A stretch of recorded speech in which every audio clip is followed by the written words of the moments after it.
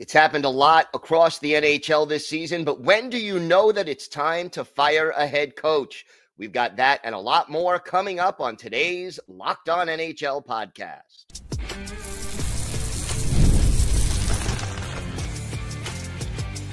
You're Locked On NHL, your daily podcast on the National Hockey League.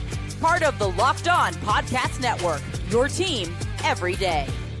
Happy Friday, everyone, and welcome to the Friday edition of the Locked On NHL podcast, part of the Locked On Podcast Network, your team every day. I want to thank everyone who makes Locked On NHL your first listen every day. Don't forget to subscribe on YouTube or wherever you get your podcasts so you get new episodes as soon as they drop. Today's episode is brought to you by FanDuel. You could start the season with a big return on FanDuel. New customers can place a $5 bet, and you'll get started with $150 in bonus bets if you win that first $5 bet. Visit FanDuel.com to get started. I am Gil Martin from Locked On Islanders. I'm here with Rachel Donner of Locked On Flyers. We do this every Friday. It's great to see everyone. Happy Friday, Rachel. Happy Friday indeed. Yeah, both of our teams won last night. I think mine in more convincing fashion, let's say. Scott Laughton scored 4 goals for the Philadelphia Flyers.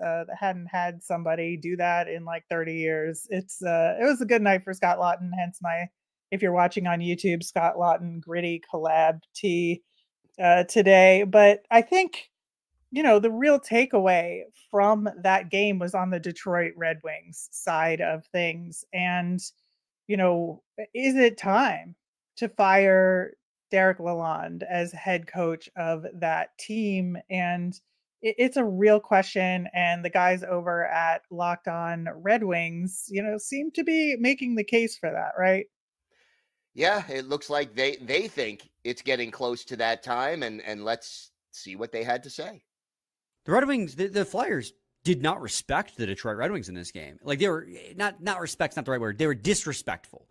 Like, they don't take the Red Wings seriously. You had Matvei Michkov behind the net trying to do a Michigan. You have Scott Laughton winding up for a clap bomb from the top of the circles on a breakaway opportunity. Yeah. Like, teams don't take the Red Wings seriously, and that is a problem. And that is why you should make a change at head coach. Yep. The second Scott, that you're not respected by your opponents is the second that you should bring in a new head coach. Interesting take there. I mean, to you, Rachel, is that the standard? When the other team stops respecting you, is that the point of no return for a head coach? Yeah, well, I think for Detroit, it has to be, right?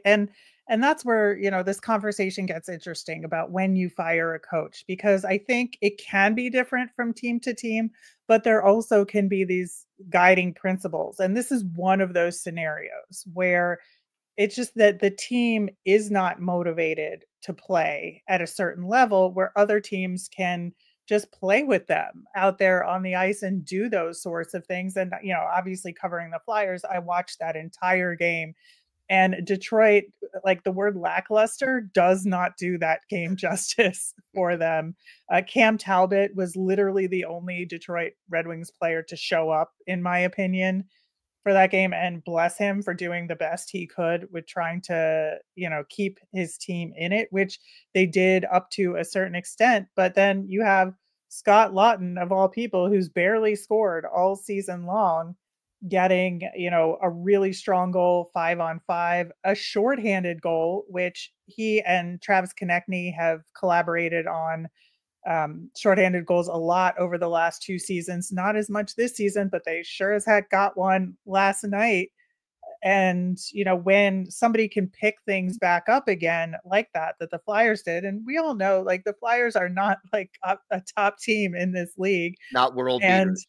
No. And so it's, to be fair and honest here, but Detroit has struggled to have any identity this season, right? And that's something that the head coach has a lot to do with. Yeah, the head coach has to set a tone in the locker room, has to have the team on the same page, working together toward a certain style of play, a certain goal, a certain way of doing things. And if you're not able to do that, if you're just dead in the water and going through the motions, that's when a coach really loses the locker room. And that to me is the ultimate point of no return. I think the fact that the other team doesn't respect you and goes, that's sort of a symptom of the problem, but it's not the problem in and of itself. That's like the last straw. Right. And when you have guys that should be performing better, and we're in year 5, 6 of the Iser plan, Yeah. and it's not working at all. Like, at a certain point, the coach needs to be able to make the sum of the parts has to be greater than the whole, right? Where there has to be some sort of step forward that the coach is the one that executes, like, regardless of the players that are provided to that coach. And there's some good players here.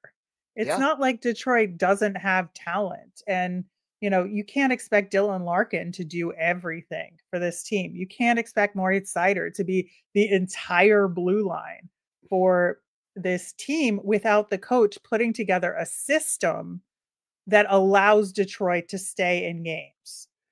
Yeah, and and it can't just be one or two players like you alluded to. You've got to be able to get contributions up and down your lineup. There can't be too many passengers.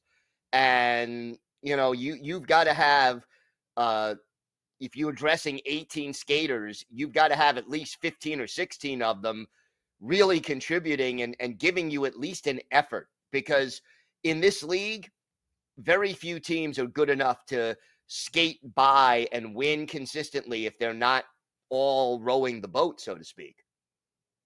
Right. And, you get quotes from Derek Lalonde, saying, like, control things you can control, and that's our process. Well, that's you, buddy. You're supposed to be the one controlling the process here. And, it's not working entirely. And, the other quotes you get from Dylan Larkin saying, it's frustrating. This is a winnable game here. There's not much energy in the building the first couple of periods. This was a road game, but not an impossible game to win for the Red Wings. And, the fact that they were so sloppy from jump in this game, like, that's on the coach to have that team prepared for this game. Absolutely. And, the one thing that you can control is effort. And if the players quit on the coach, if they don't believe in the system, if the whole is less than the sum of its parts, that's on the coach. Yeah. And ideally a coach gets the whole to be greater than the sum of its parts.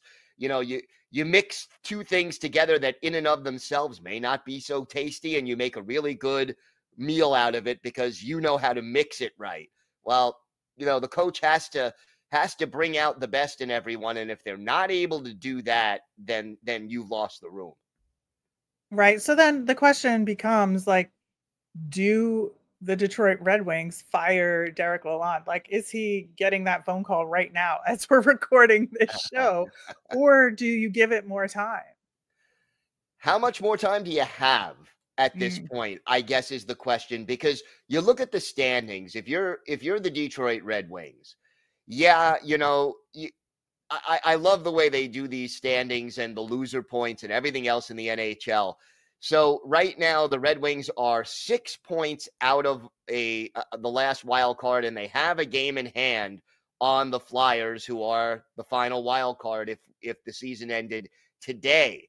So that doesn't sound that bad, except for the fact that there's like 5 teams also within 6 points of that wild card spot. So you not only have to make up the 6 points, but you've got to go ahead of 6 other teams in order to claim one of those 2 wild card spots. So you're going to need to play, you're going to have to get at least 60% of the points the rest of the season in these last, and that ain't happening. And that's right. The way they're playing right now, that just does not look realistic. So if you really want to make that playoff run this year, how do you get your team to play 600 hockey the rest of the season.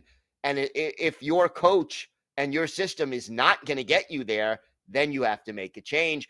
If the goal this year is playoffs or bust, which I think this is what, the third or fourth year in a row, it's playoffs or bust in Detroit. Yeah. And it is interesting because it's like the question I think becomes for management there was Steve Yzerman, if he's making this decision, who replaces him, and are they going to help at this point with the Red Wings? And we saw some shuffling with other teams that we're going to get to in the next segment, as part of their decision making process. But is it the devil or an assistant coach, or you just don't have anybody for the time being? So I think it's a really tough call given the lack of availability of coaches out there, other than maybe Joel Quenneville, which is, has its own issues with it, in terms of hiring him. And I think this decision is going to come now, or it's going to come at the end of the season, in my opinion.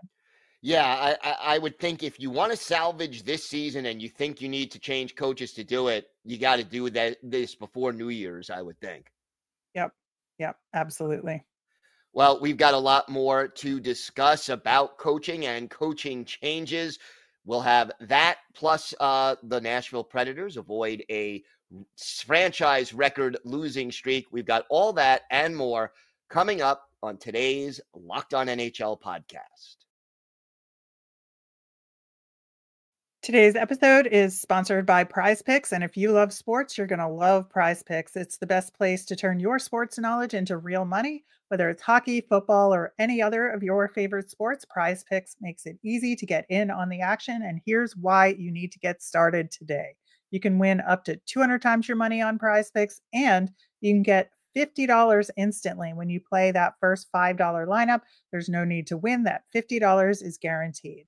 Prize Picks also offers fun weekly promotions like Taco Tuesday, where select player projections are discounted up to 25%. So download that app today. Use the code LOCKEDONNHL to get $50 instantly after you play your first $5 lineup.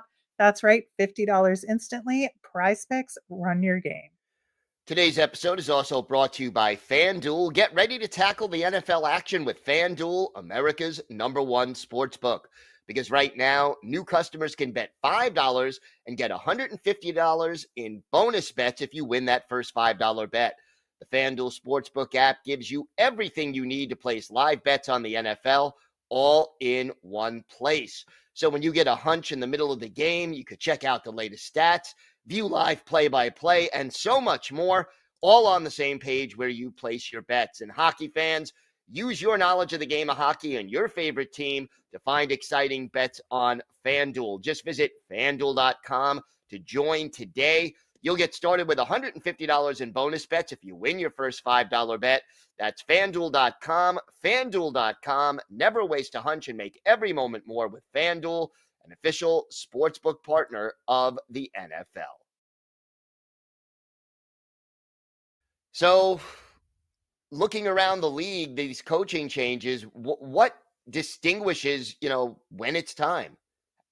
It's interesting. So last week we talked about Luke Richardson getting fired in Chicago, and Kyle Davidson, the GM of the Chicago Blackhawks, said, when I came to the conclusion that I wanted to make a change, you make it. I don't think once you cross that threshold in your own mind, you can go back. So I crossed that point after the Boston game the other night. He continues by saying, again, not just before the Boston game, like the results haven't been what we wanted, but in terms of making that final determination decision, it was after that point that it was okay, time to step in and make a change. So like Kyle Davidson is saying, it's just a gut feeling that when you know, and when you're done, as the GM of the team, who is ultimately, in most cases, who makes that determination when the coach gets fired, right? And so you can just see it. He said he could see it. And you look at, where Detroit is, that we were, just talking about relative to where the Blackhawks are in the overall league standings here. I mean, Chicago's the worst team in the league, but Detroit's the 5th worst team in the league right now, from a points perspective. And, there's some teams in between that may or may not be making coaching changes. So, like, what distinguishes the Blackhawks making that choice from the Red Wings, who maybe aren't there yet?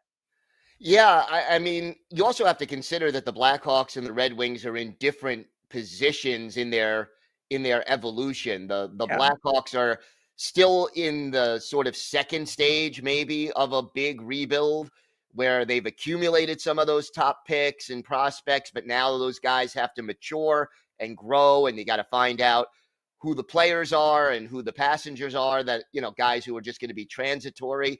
Whereas Detroit, they had expectations this year that they should be a playoff team, that this should end the long playoff drought. So I think there's a different standard, but I think if anything, that lends itself to there being less patience in Detroit than there would have been in Chicago. Yeah, I think so. And I think that's right. And that's, you have to know what kind of team you have and who you're trying to motivate. So we talked all about motivation. Well, the Red Wings had, some of their prospects come into their own, plus they got some other players to support it. So in theory, they should have been taking that next step. And you need a certain kind of coach to develop that sort of team, right? The Blackhawks are still, while they do have those vets, like some of their young guys really needed the motivation. And honestly, having Bedard like not be what he was last year and maybe having a little bit of a sophomore slump has affected this team to some degree. And there could be some of that. Well, if you can't motivate, our star player, our generational player, like, what are we doing here? Right. Yeah. So there's a lot to be said for that. But I think just this sort of gut feeling of the GM that just knowing when it's time is a really interesting approach. And the fact that he said that, as opposed to pointing to some specific things in that sort of post-firing presser, I think that says a lot about a different approach here, right? Well, yeah. I mean, look, at the end of the day, you could do the analytics thing. You could analyze this 6 ways till Sunday, but you got to pass the eye test. And also, the GM has access to the locker room. He's there every day, knows what's going on. So, sometimes you just know it when you see it. And if the coach has lost the locker room, if the players are not responding, if there's a melees in the building, that, you just get the sense that you need a change. And, fans on the outside of that locker room don't necessarily get to see everything that's going on. They only get to see what's on, when the team takes the ice. Right. And that's what's so interesting about looking at the Blackhawks situation versus the switcheroo that happened earlier in the season with the other coaching firings of Jim Montgomery in Boston, who then immediately gets hired by St. Louis, who fired their coach. Like, I don't think that St. Louis anticipated firing their coach at that time. No. They made that decision based on the availability of somebody else that they thought could help them win more. And, you look at the Boston Bruins since they fired Montgomery, and you look at their last 10, they're 6-4 in their last 10, although they've lost their last couple of games. But the St. Louis Blues, who were kind of, wavering in no man's land, are 6-3-1 in their last 10. And I think there's something to be said for just making a change. And, Doug Armstrong could come off looking like a genius, making this decision to just fire their coach, even though it wasn't the worst case scenario that maybe you're seeing in Detroit or you saw in Chicago, right? Yeah, no. And part of firing a coach is knowing who you're going to bring in, because change for the sake of change is not necessarily for the better. And what we're seeing a lot of this year is interim coaches, so that, GMs are not committing to the new guy. Usually you get a little bit of a boost when you fire your coach, because the players want to play hard. They want to make a good first impression on the new guy. Maybe they do things a little bit differently. So there's a sort of clearing of the air in that locker room. But then it wears off after a while and you get back to the new normal, for lack of a better way to put it, and you go back to being who you are. So, you know, when you got a guy like Jim Montgomery out there who you feel is better than the guy you have, yeah, I understand. You drop everything, you grab the guy while he's available, and you bring him in to be the head coach. But change for change's sake is not necessarily a step forward in the long run, even if you get that little short-term boost. Right. And it's interesting because, you know, Don Sweeney says about Jim Montgomery, you know, he had nothing but positive things to say about Jim Montgomery, which of course you do from a PR perspective. Right. I understand that. But, you know, you look at that President's Trophy with the disastrous playoffs and you think, well, is Jim Montgomery the guy to get the Blues through the regular season? And can he, you know, have a successful playoff run, even if we think the Blues aren't ready for that this year and it's a next year sort of thing? Like it's a giant question mark too. So I think there's a lot of factors here, but to make a change because of the availability is definitely a different approach than what we saw with Chicago and what we're looking at with Detroit potentially here. Yeah, and every situation is slightly different. There's different power dynamics behind the scenes. There's different agendas going on. Who hired the coach? Did this GM hire it? Did the owner hire? There's so many things that you end up taking into consideration, and essentially every situation is a little bit different. Yeah, and you know, there could be some other coaches on the hot seat as well, and I think, you know, the Nashville Predators might be one of those teams, but they managed to pull off a win last night. Yes, and we will be talking about that and a lot more coming up on this episode of the Locked On NHL podcast. Today's episode is brought to you by Indeed. We're driven by the search for better, but when it comes to hiring, the best way to search for a candidate isn't to search at all. Don't search, match with Indeed. If you need to hire, you need Indeed. Indeed is your matching and hiring platform with over 350 million global monthly visitors, according to Indeed data, and a matching engine that helps you find quality candidates fast.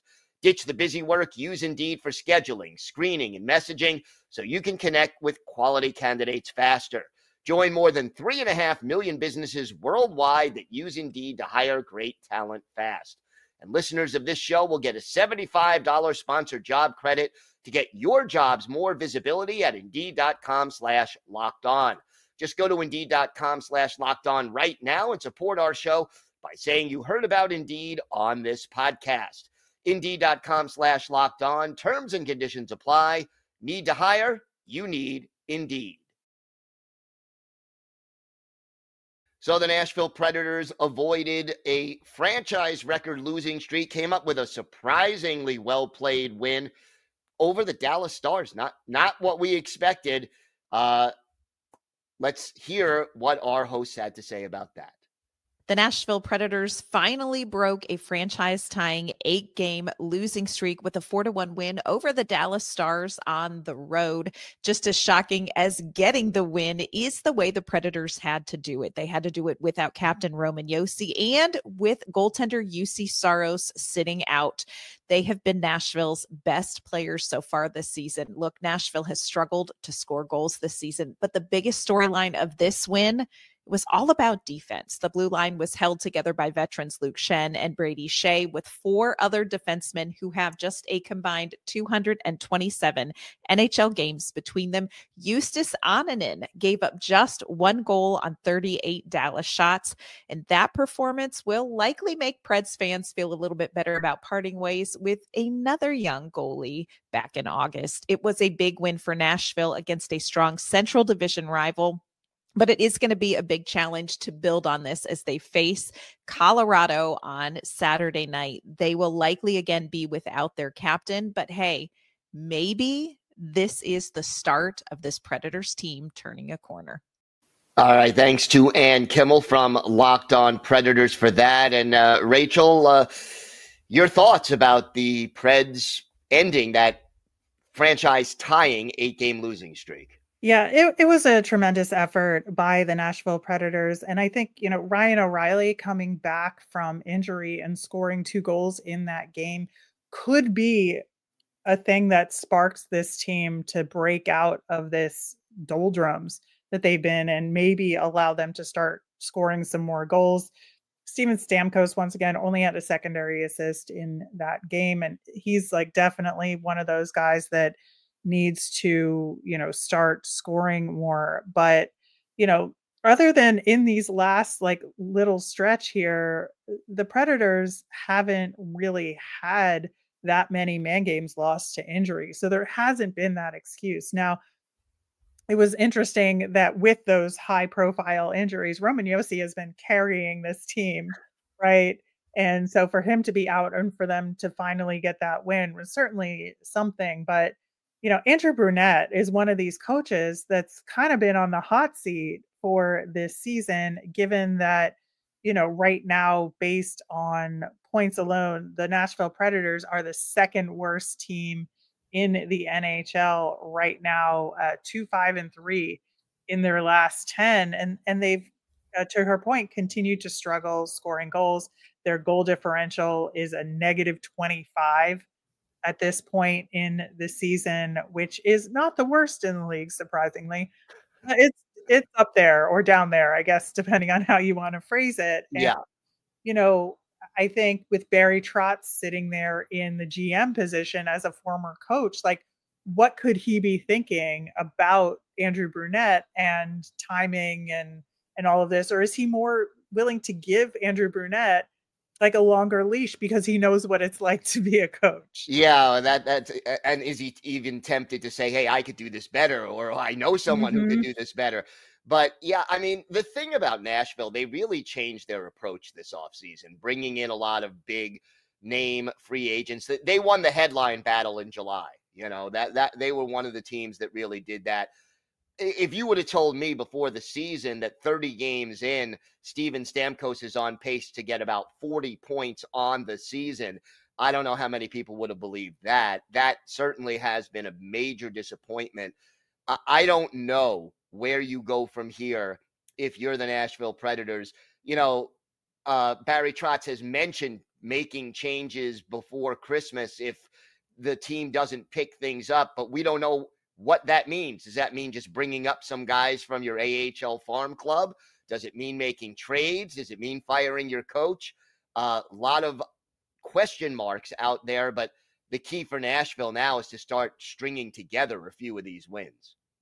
Right. I think that's going to be the big difference here. And I think my gut says with Andrew Brunette that if they're going to make a change at coach, it will be in the off season, because I do think that Barry Trotz is like, he has a lot riding on all of this, right? Because he made that jump from coaching to the GM and he has a lot riding on it and his choices. And I certainly think that he's going to give Andrew Brunette every opportunity to find success with this supposedly improved group of players, right? Yeah, I think he almost has to, in a sense, because he's the one who put this team together. So it definitely is something that we will keep an eye on going forward. Real quick, one other piece of news we wanted to touch on: Trevor Zegras of the Anaheim Ducks underwent surgery to repair a torn meniscus in his right knee. He's out 6 weeks, and it's like the hits just keep on coming. Poor Trevor Zegras can't stay healthy and can't get on track. Yeah, I think, there's a reason why trade rumors surround this guy, and it's because of that lack of consistency of ability to play. And, I think the Ducks have spent so much time in mediocrity, to be honest, that, when you have a guy that's supposed to be a cornerstone and part of your core who's just been unable to due to injury, and, it's partially not his fault. And they traded away the other guy who was also injury prone in Jamie Drysdale to the Flyers. And he has been injured during his time on the Flyers thus far. And hasn't found his footing exactly yet either. So I understand why the Ducks might be hesitant to either trade this guy again to show failure on two different players here, but also where do you go from here as the Ducks with Zegras injured? Yeah, and when is it time to double down, and when is it time to cut bait? Yeah. That's almost paralleling our coaching conversation in a certain way. So we'll keep an eye on the Zegras situation, and Well, obviously, we wish him a very fast and complete recovery. I want to thank everyone for making Locked On NHL your first listen today. For your second listen, find Locked On Fantasy Hockey, become a fantasy hockey expert, and get the edge over your league mates with daily tips from hosts Steele and Flip. Find Locked On Fantasy Hockey on YouTube or wherever you listen to podcasts. It's part of the Locked On Podcast Network, your team every day. I'm Gil Martin. I will be back on Monday talking to 3 of our local hosts from around the league about the biggest stories. And don't forget, Locked On NHL is here every day, Monday through Friday, as we bring you the best from around the NHL. Have a great weekend, everybody. Stay safe, and thanks for listening to and watching the Locked On NHL podcast.